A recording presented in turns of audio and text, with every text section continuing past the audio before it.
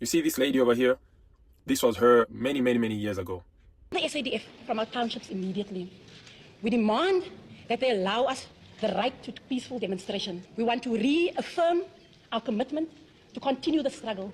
Have you ever heard of Cheryl Carolus? Most probably not. And that's a surprising thing because she's one of the most accomplished and successful women in South African political history.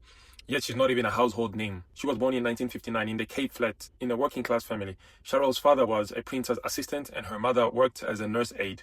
She became the head prefect in matric. For the kids today, prefect is basically like class captain or something. And from there, that's when it all started. She started challenging systems and growing. At university, she joined the Black Consciousness Movement. I guess that was founded by Steve Biko, also SISO, and she was detained for 5 months in 1976 by the apartheid police.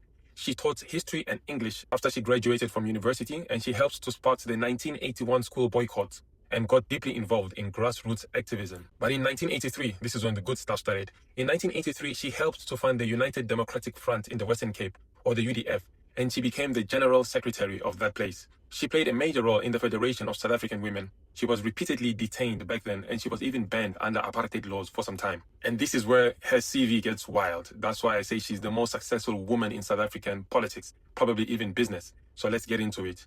She was firstly the General Secretary of the UDF in the Western Cape. That's a big position. Secondly, she became the National Executive Member of the UDF, and then she moved up to General Secretary of the Federation of South African Women. And then she also acted as the interim leader of the South African Communist Party. She then moved to the ANC after Nelson Mandela got released, and she became part of the ANC National Executive Committee. And then it's changed to the ANC National Working Committee. Then she became the Deputy Secretary General of the ANC. Now that's a very big position. That's usually the position or the step you take before becoming the president.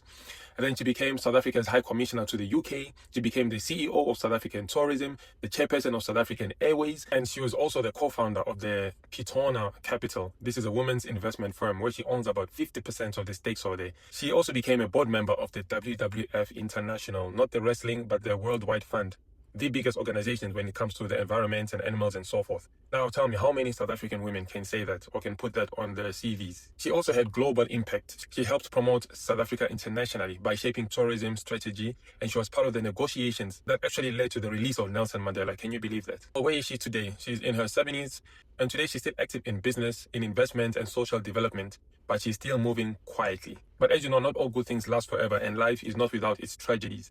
She lost her husband in 2021. And on a side note, in a twisted turn of events, she lost her parents-in-law, I guess her husband's parents, in 2018. They were found bound and murdered in Cape Town. This also speaks to how violent Cape Town can be at times. But yes, there you go. Cheryl Carolus.